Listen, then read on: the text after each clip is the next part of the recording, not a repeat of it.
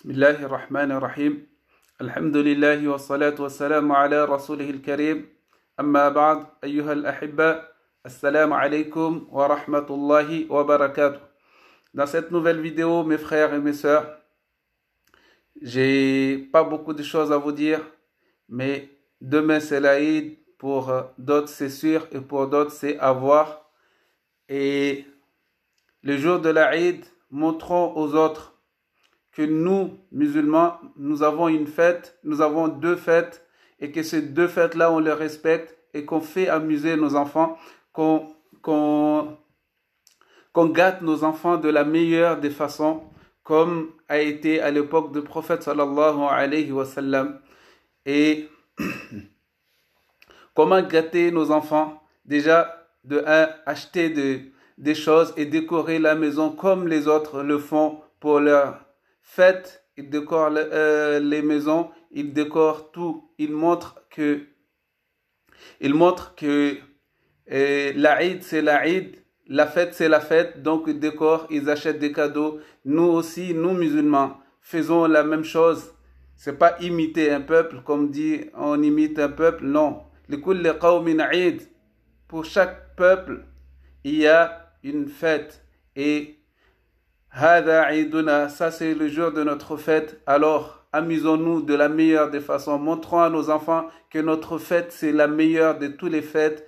Et après la prière, aujourd'hui, allez acheter des décos, décorer, laissez les enfants décorer la maison. Comme ça, vous allez voir que eux, ils vont adorer nos fêtes plus que la fête des autres. Ils vont voir que nous aussi, on a notre fête. C'est pas Noël, la fête des musulmans. La fête des musulmans, c'est l'Aïd, les deux Aïd. Les deux fêtes, Aïd al-Adha wa Aïd al-Fitr. Donc, ces deux fêtes-là, amusons-nous. Donnons des cadeaux à nos enfants, offrons des cadeaux et décorer la maison. Il n'y a pas que le manger qui est plus important. Le manger, ce n'est pas important. Tout le mois de Ramadan, on mangeait les mêmes choses et le jour de l'Aïd, on va remanger les mêmes choses. Donc, aujourd'hui, ce n'est pas ça qui est plus important. Le plus important, c'est d'acheter des cadeaux, de donner cadeaux à nos enfants, de les laisser décorer la maison comme il se doit. On les aide bien sûr en décorant la maison et vous allez voir que les enfants vont adorer nos fêtes et ils vont oublier la fête des autres. Quand on va leur dire que c'est pas notre fête, ils vont vouloir attendre jusqu'à ce que ce soit notre fête pour avoir les cadeaux. Donc faisons cela et Inch'Allah ça serait bien. Et je voulais rajouter sur le takbir, je l'ai dit ici même pour ceux qui veulent.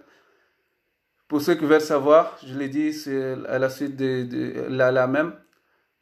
Et l'Aïd, le jour de l'Aïd, la veille, aujourd'hui, pour ceux qui vont regarder la lune et ceux qui connaissent déjà que demain c'est l'Aïd, depuis le Maghrib jusqu'à ce que l'imam monte sur le mimbar, jusqu'à ce que l'imam fait la prière, on fait takbir, Allahu Akbar, Allahu Akbar, Allahu Akbar.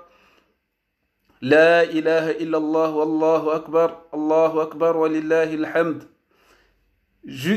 Après chaque prière, on fait cela. Et sur la route, partout là où on y va, on fait le takbir. Et ça, c'est la façon. Dans le madhab shafi'i, c'est comme ça. Et quand la prière de Eid est finie, il n'y a plus de takbir, sauf quand c'est la Eid al-Udhiyya, c'est là qu'on continue les takbir, mais pour cette Eid-là, on n'a pas à continuer le takbir, on ne va pas le continuer après la prière. Dès que la prière est finie, c'est fini. Et je rajoute encore, pour ceux qui font la prière chez eux, il n'est pas obligatoire de faire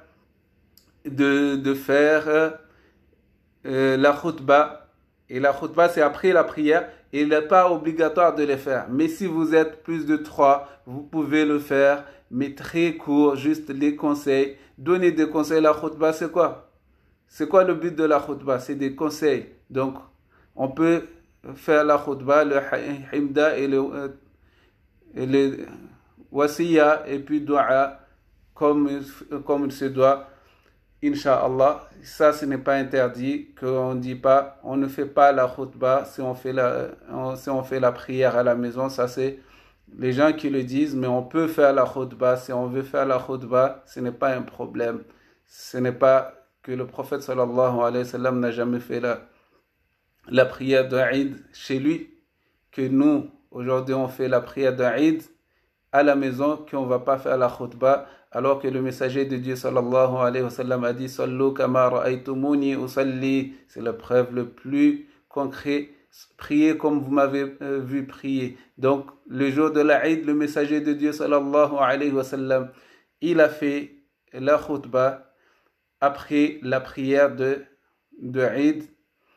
Et aussi, pour la khutbah, il a dit, nous allons faire la khutbah si vous voulez, vous restez. Si vous ne voulez pas, vous pouvez partir. Ceux qui ont des occupations peuvent partir. Donc, là, ce n'est pas une obligation, la khutbah, parce que si c'était obligé, il aurait demandé que restez pour la khutbah. Mais non, il n'a pas dit ça.